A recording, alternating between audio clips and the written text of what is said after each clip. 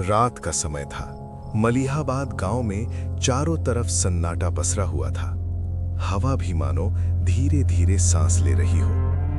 24 साल पुराना इस गांव में एक कुआं था, एक पुराना गहरा कुआं जिसे लोग मटमैला कुआं कहते थे। कहते हैं जो भी रात के अंधेरे में इस कुएं में झांक ले वो फिर कभी पहले जैसा नहीं रहता। भाइयों, पिछले 10 दिनों में इस गांव में 3 लोग अजीब तरीके से मरे हैं और डर की बात यह है कि तीनों के घर उसी कुएं के पास थे।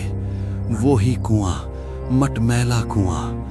कल रात जब पूरा गांव सो रहा था और चारों तरफ मौत जैसा सन्नाटा था, मैंने कुएं की तरफ से किसी औरत के रोने की आवाज सुनी।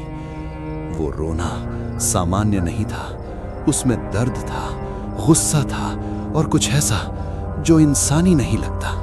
और तभी मुझे एहसास हुआ ये कोई साधारण बीमारी नहीं है, ये कूने से जुड़ा हुआ कुछ है, कुछ ऐसा जो जाग चुका है।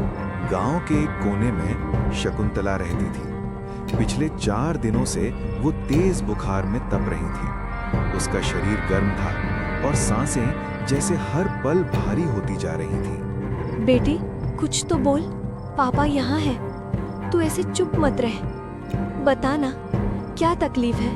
अम्मा, कोई रोज मुझे बुलाता है रात के सन्नाटे में। कौन? कुआं। अगली सुबह गांव के बच्चे कुएं के पास खेलने गए।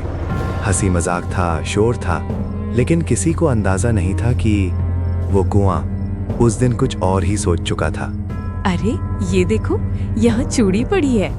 मिट्टी में गड़ी थी लोहे की एक कील, उसके पास गीले उलझे हुए बाल और एक चूड़ी जिस पर खुदा था एक नाम, शकुंतला। ये तो टोटके की निशानी है। इस कुएं में आत्मा नहीं है, यहाँ बंधी हुई आत्माएं हैं। किसने बांधी ये आत्माएं पंडित जी? 15 साल पहले इस गांव ने एक विधवा औरत को डायन कहकर इसी कुएं में धकेल दिया था। हम सब ने। आधी रात को चारों तरफ सन्नाटा था।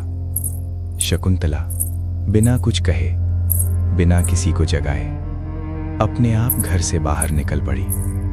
उसके कदमों की आहट खामोशी को चीर रही थी, जैसे कोई अदृश्य ताकत उसे बुला रही हो। शकुंतला, रुक जा। वो मुझे बुला रही है। उसकी आवाज मेरे कानों में नहीं, मेरे अंदर गूंज रही है। कुएं से एक औरत की गूंजती हुई आवाज आई। अब हर बेटी मेरी होगी। जो इस धरती का है, जो इस देह का है, अग्नि की कसम, पवन की कसम, धरती और जल की सौगंध, हे भटकी आत्मा, इस कुएं से निकल जा, इस देह को छोड़ जा।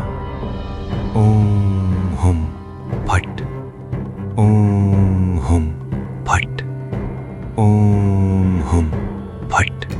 लक्ष्मी, तुझे मुक्ति चाहिए, बदला नहीं। पंडित ने कुएं में गंगाजल डाला, दिया जलाया और सिंदूर अर्पित किया, और फिर आत्मा चली गई, हमेशा हमेशा के लिए।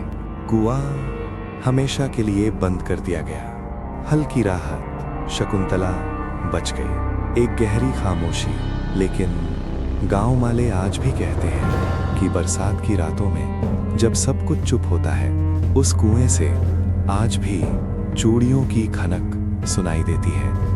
अगर आपको ये कहानी पसंद आई हो तो चैनल को सब्सक्राइब जरूर करें और अपने अनुभव कमेंट में जरूर शेयर करें।